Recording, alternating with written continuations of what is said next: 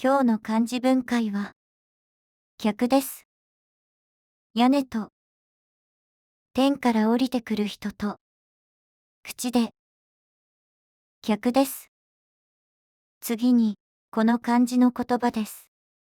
客、客、お客さん、お客さん、乗客、乗客。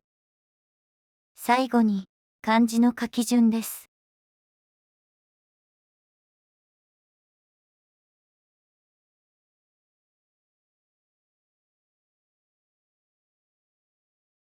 今日は、この漢字について勉強しました。お疲れ様でした。